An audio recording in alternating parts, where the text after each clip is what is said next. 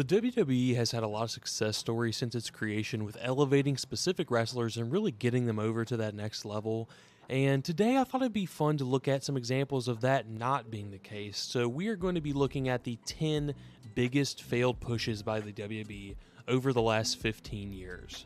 And so this isn't a list where, say, we have guys like Dolph Ziggler and Cesaro and whoever that the fans really liked at the time and wanted to see pushed and they never did. This is going to be examples of times where the WWE really put their creative forces behind specific wrestlers and tried to elevate them, and it just never worked for a various amount of reasons. And there's really tons of examples that you can think of in the past, and that's why I'm going to be limiting this list to just the past 15 years, and I'm only going to do 10. There's obviously going to be wrestlers that I missed on this list, so feel free to comment your examples and who this list really reminds you of if I didn't mention them already. So at number 10, we have a current one. We have Karrion Kross, and don't let anyone on Twitter or on Reddit or on Discord or in text messages tell you that they enjoy and are entertained by Karrion Kross. Now, they may ironically enjoy him or just want to give him some fan support due to feeling bad for him, but that's it. I mean, obviously I'm being dramatic here, and there are legitimate people out here who enjoy Kross. I really have no idea why, though. He's just an absolute excitement vacuum. And does anyone remember when like Triple H was bringing back a bunch of people, and then wrestling fan accounts were posting him as part of the Infinity Stones, and they were making memes with all the big signings that Triple H was making, and they had him with the Infinity Gauntlet with like, who else was it? Like Dakota Kai was on there and some other people like that.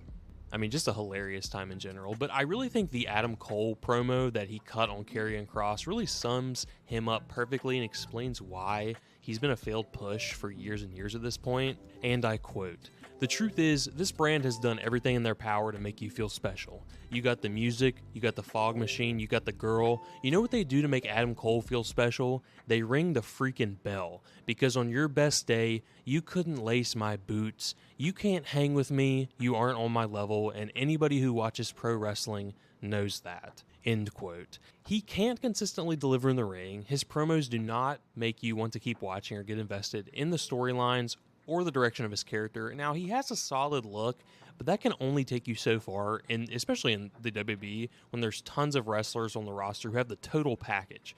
I know that this is still like an ongoing push with Kross still being in the company, but I'm ready to call this a failed push, and I would be shocked if Kross ever amounts to anything high level within the company. If he does, this can be clipped and posted to make me look like an idiot, and I'll admit to being wrong, but I really do not see that happening at all, so Karrion Kross is number 10 on this list. Moving on, number 9 on the list is Alberto Del Rio, and there's no doubt that Del Rio was ultimately successful within the company during his run. However, he never got over to the level of just how much they pushed him and the level of star that they wanted him to be. Overall, he was incredibly mediocre in the ring and wasn't that great of a promo. He was charismatic somewhat, and he was earmarked to be their next massive Hispanic star after Rey Mysterio, but he truly never got over to that level despite how many chances and accomplishments they gave him in kayfabe. And just listing some of those, I mean, in the short span of only a few years, he won way too many things way too fast. He literally won, count 'em, the Royal Rumble, Money in the Bank, the WWE title, and the World Heavyweight title, all within a short time frame, and nobody ever bought him as a top guy. He's one of these classic wrestlers who had the rocket strap packed to him, but he wasn't a top of the card talent or gimmick, and it completely showed.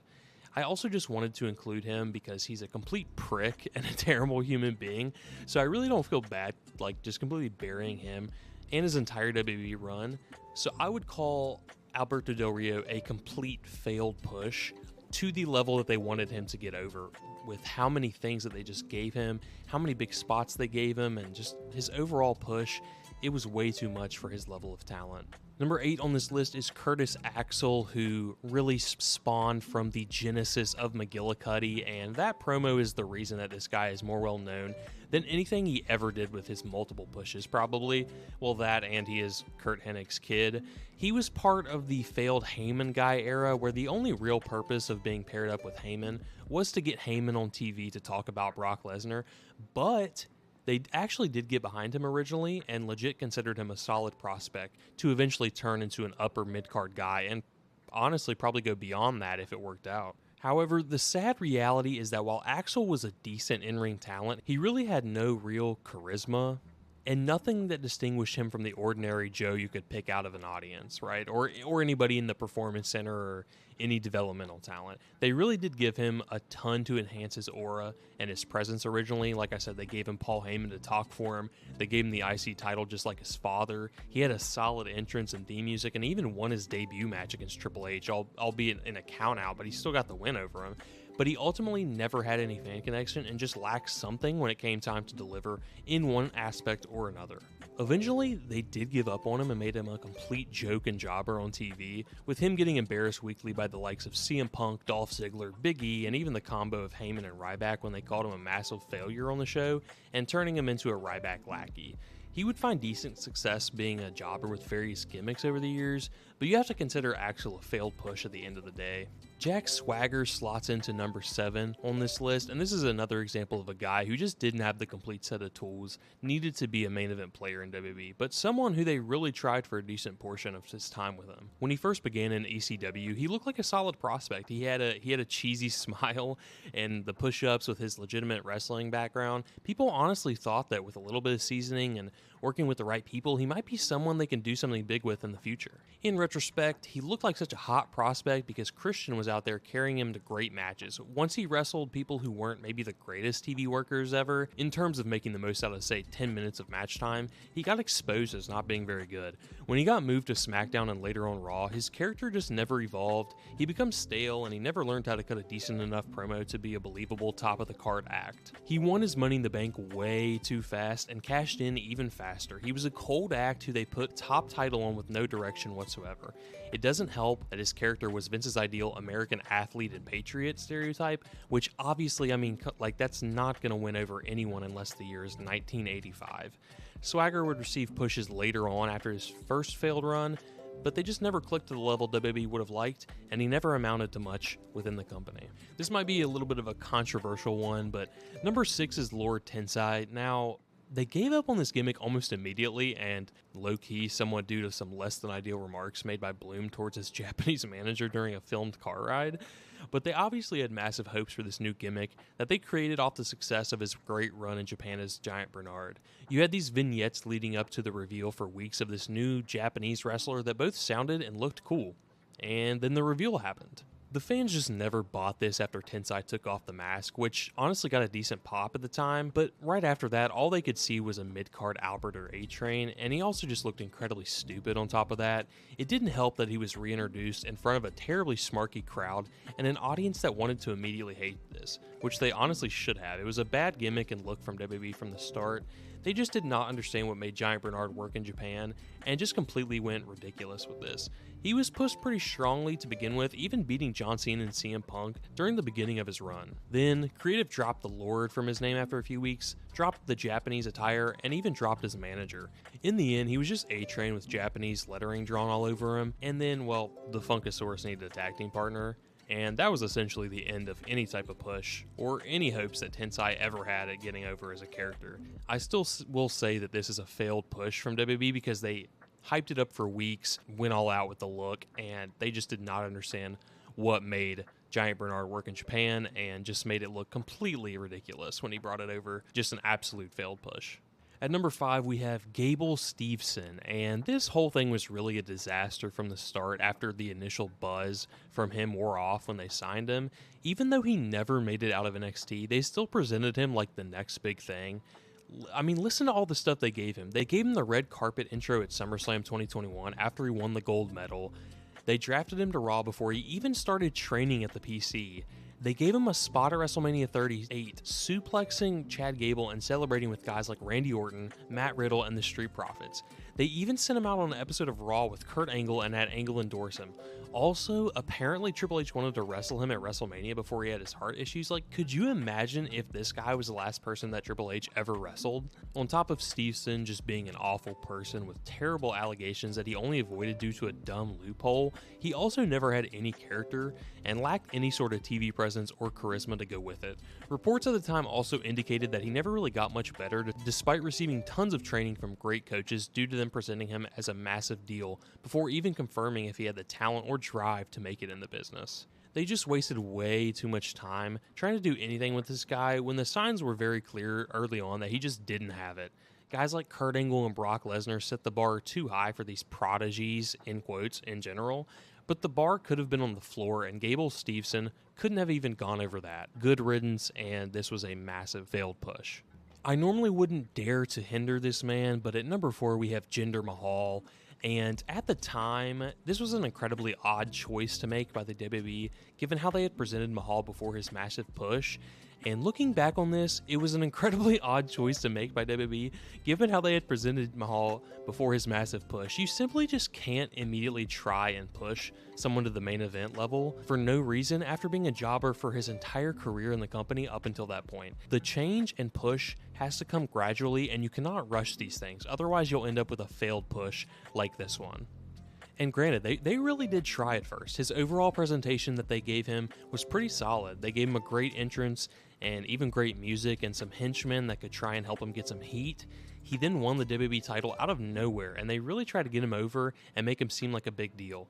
They even had him have a decently lengthy title reign at 170 days before dropping the belt to AJ Styles, and I believe that was on a random edition of SmackDown. Too bad that this was considered one of the worst title reigns of all time. People look back on this title reign as a massive failure and one of the worst decisions that they ever made. And it's mostly due to all of his matches were just bad, and nobody ever bought him as a legitimate heel champion due to them not building him up at all prior to this run. It was just a clear promotional tactic to try and boost their numbers in India. That was like a big, push for them at the time, was to try and get even more over as a company in India. And then I looked this up. There was some funny context when they eventually did a house show in India. Apparently, they booked Mahal against Triple H in the main event, and Triple H got a bigger pop, showing exactly how little even India cared about him. This was just overall a disaster and a true example of a totally failed push, as Jinder never even came close to this level of success again. Coming in at number 3 for me, we have Lacey Evans, and 2019 WWE creative remains a mystery for many reasons, and the entire Lacey Evans push is really one of the main reasons for that. Evans' first feud on the main roster was against Becky Lynch, coming fresh off of Mania 35, and she was ultimately featured in 2 pay-per-view main events after she was introduced to audiences by repeatedly walking down the ramp and back up again with really no explanation. I remember this distinctly and thinking it was so weird at the time. It was such a strange direction for a character. It was just so weird. A few months after that, she was in a title feud with Bayley and was even going to feud with Charlotte Flair at Mania, but then she got pregnant. As you could imagine, they clearly had big plans and goals for Lacey Evans during this initial stretch. Unfortunately for them, and Lacey Evans for that matter, she never really improved in the ring, and not even the Horsewomen could pull a decent match out of her. She also did this weird thing where she was like cutting promos, and they had video packages about what an awful childhood and life she had and how she overcame it all, but then she was acting heel in front of the crowd, making them stand up for her as she demands respect. It was all just very strange and didn't make much sense. Moving past that, she didn't want to do the original Southern Belle gimmick anymore and shifted to a generic military background type character. Apparently, Evans wanted to be a babyface who plays off the sympathy of being a former Marine and how she juggles being a wrestler on top of being a dedicated wife and mother. Essentially, she just wanted to play a glorified version of herself on television. But the thing is, there are plenty of wrestlers on the roster who've had backgrounds in the military. There are plenty of women on the roster who are mothers that devote time to their families off the road. So who really cares? There was nothing special or unique about the persona she wanted to bring to TV. At the end of the day, despite many different characters and pushes, Evans ultimately was a definitive failed push in every aspect. Sliding in at almost the number 1 spot, but ultimately comes in at number 2, we have the big dog Roman Reigns push, and this is the quintessential failed babyface push in every regard. This was a guy who got shoved down the fans' throat for years with the exact same character, and the company never shifting their plans despite what the audience wanted.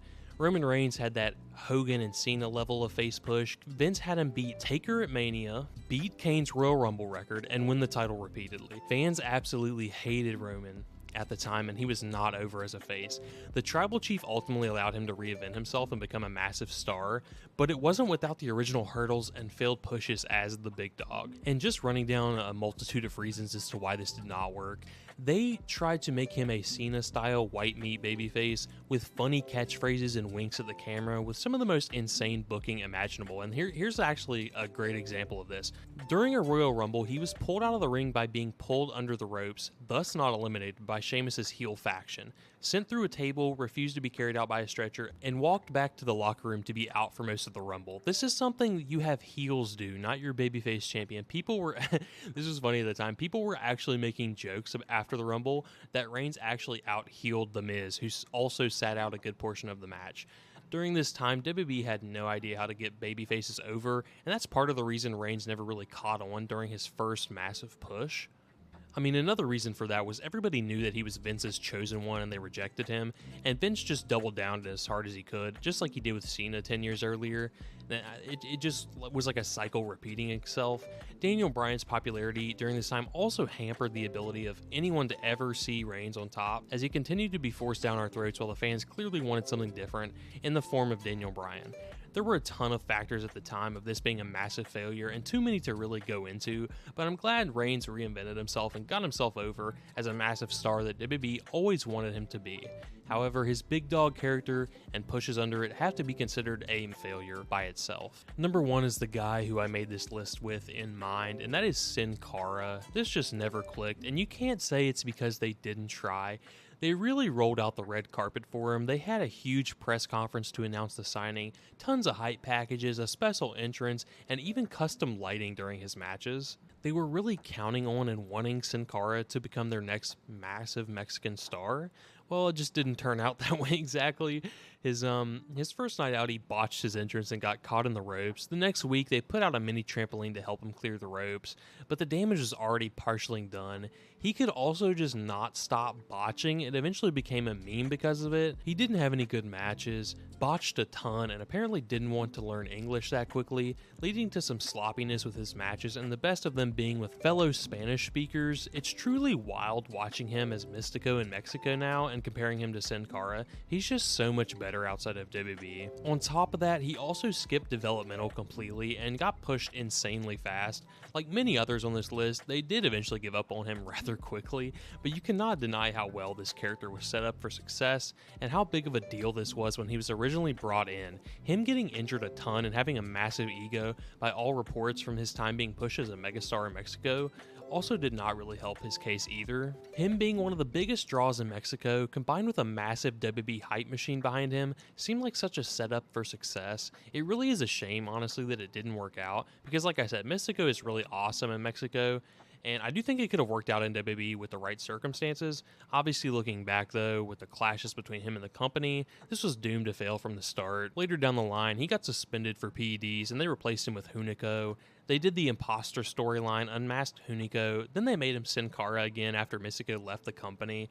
This is such a strange case and a massive case of what if, but there is no doubt that this is a massive failed push from the last 15 years, and it is my choice for number 1 on this list. And that is going to do it for this list, everybody. Thank you for watching. Please leave a like and subscribe. I have some other videos on my channel and some more planned in the future, so thank you everybody for watching, and I will see you again next time. Bye.